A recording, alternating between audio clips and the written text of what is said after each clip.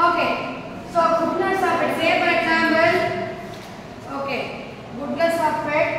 If I am hiring a person for a security job, what I will fit for that job? What should be there for a security guard? Whenever you are booking the security of a bank ATM. Okay, physics. So that I am fitting that a gigantic structure. Okay, physics. A good physics person alone can able to do the task. Okay, same way. If I want to switch off the projector, okay. So what I will see, whom I will search, the person who is tall in that class. So I will call Madhyanan or someone else, come and switch it off. Okay, that is what I am having one particular feature. I am fitting that feature into that. Okay, that is what is called as chi-square business of it. Any kind of, say for example, productivity. This day alone I have taken, and because of this day, my production has gone. Okay, so for example, remaining days I got only on the whole 29 days, I got only 75 number of defects. With this 35 alone, one day created a huge damage, and I got 110 number of defects. So one day has created 35 defects. Okay, so what was the reason? So if I am overcoming this, my defects rate might be less, and I can deliver the products on time to my customer. I can gain the reputation of good. Okay, so that is what called as goodness of it. Whenever I am asking for some feature, some like say for example, a bodybuilding competition has been happened.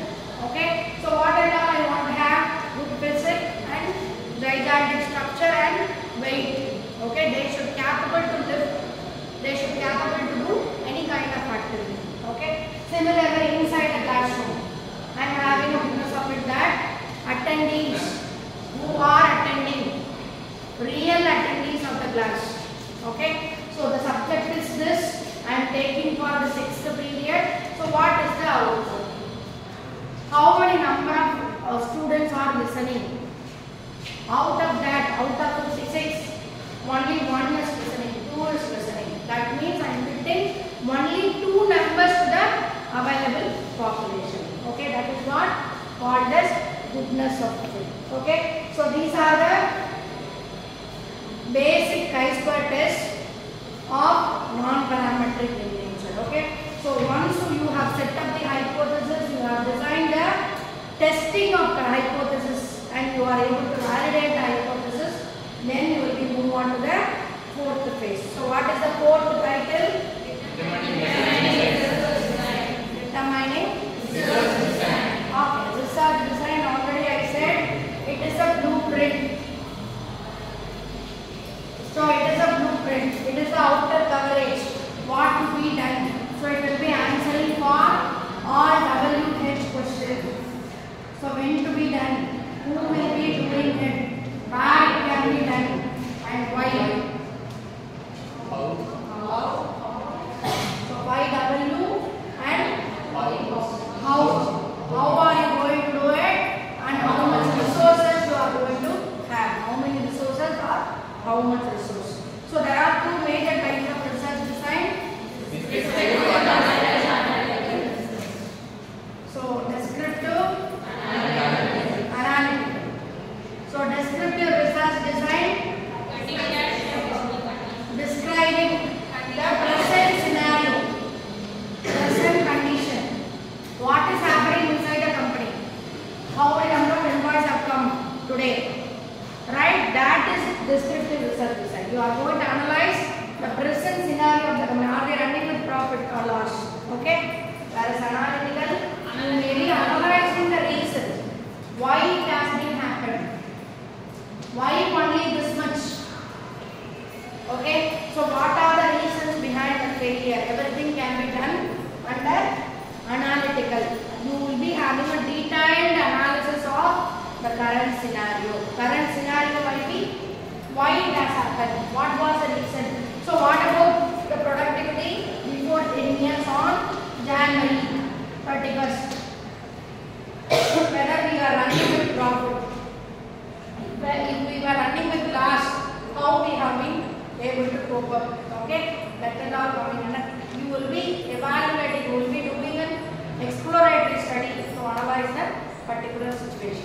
So describing as such is called descriptive, and making an analysis why it has been happened. If it is happening like this, what you will be having. Okay, that is what analysis. These are the two major types of research design, and you have quantitative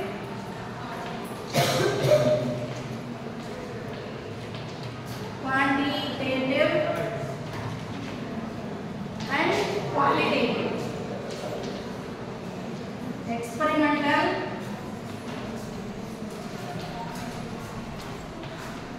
non-experimental. Exploratory, partial. Okay, these are the major types of research design.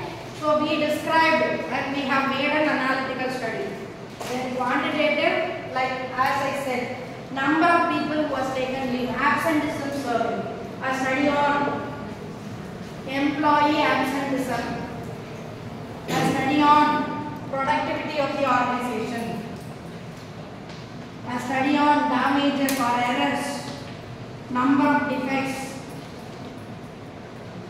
So a study on retention rate, how many number of employees are leaving, a study on attrition rate, how many employees are leaving the job.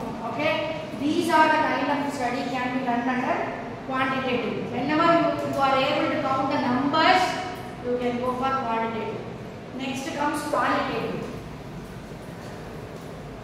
So qualitative study, like already I said, a study on performance appraisal, a study on job satisfaction of individual, okay, a study on abilities, competency mapping, a study on work-life balance, a study on quality of work life,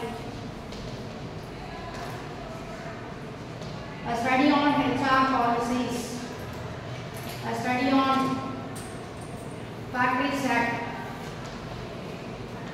a study on welfare measures. So these are the things cannot be counted in terms of number. That case you can go for qualitative research. You will be evaluating and what has been there, what is the outcome you will be describing. This is similar to descriptive study because it is describing what is the present scenario of the company, but you will be able to analyze the factors in terms of qualitative perspective. Okay. Then third one is experimental, non-experimental. Experimental, like already I said, you are going to combine one particular proportion, right, of a medicine to make a particular drug for a disease. Okay, so this 1% into 2% of another medicine. So what is the outcome? So 2%. So this drug is going to create cure diabetes. Same kind of medicine 4%, another medicine 2%, 8% is going to create cancer. So I cure cancer. So proportion, I am changing 1 plus 1, 2 plus 1, 3 plus 1, 4 plus 1.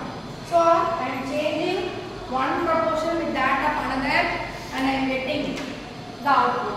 Okay, that is what the experimental, right? If I do some analysis, I am conducting a medical experiment, right? So I am going to analyze an anatomy, I am doing an anatomy of frog. So how many legs it has, right? How many heart? How about the functioning? What about the blood color? So I am dissecting that particular frog and I am observing. And at last I am writing an interpretation that it has 2 legs, right? And it has 1 heart. So the blood color is yellow. Say for example. Okay? This is what I am doing an experimentation and I am observing an interpretation. I am doing some research and I am getting an output. That is called experimental. Whereas non-experimental research design, I am not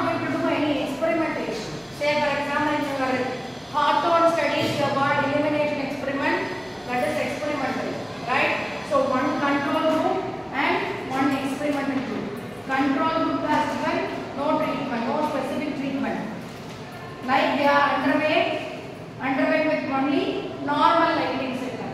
Experimental group has got good illumination and what was the result they observed. That is experimental. Whereas non-experimental, you may be taking a person and you will be observing them. Okay, you might not be given an instruction that you are under observation. Right? So you have been seeing lot of means. Right? So we are going to test before going to the interview. Right? So they will be testing how far they are alert. Okay? So a running tap might be closed by a person. So whenever there is no unmanned area, they have been switched off all the lights, fans. So that person, without having any further questions, they will be selected. So all the persons who are sitting, out of that only one is cautious or two is cautious. Nobody aware that we have been observed. Right? So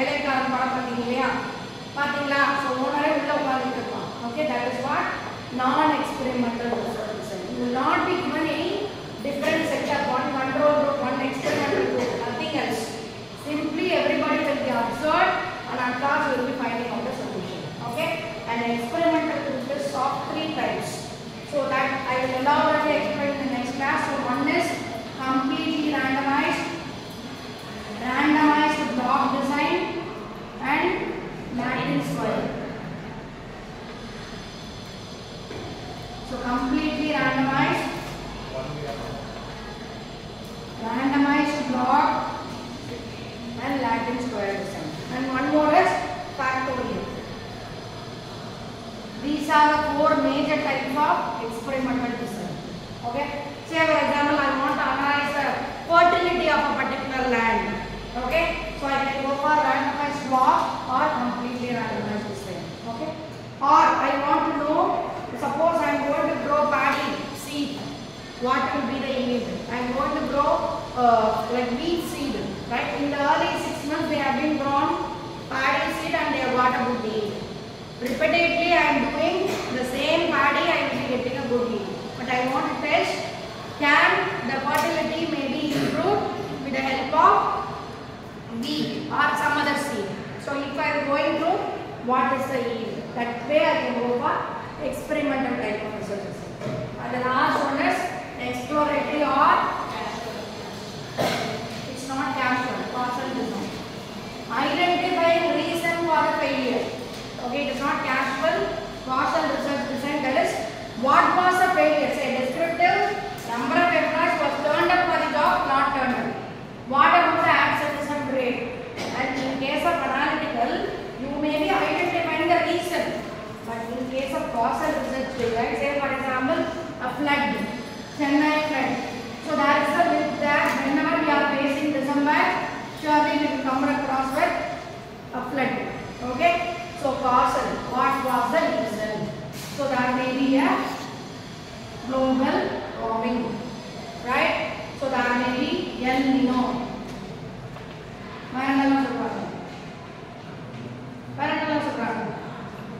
So these are the major reasons: global warming, right? Seasonal and cyclical fluctuation, change in climate, change in weather. We cannot or we were not able to predict what was happened.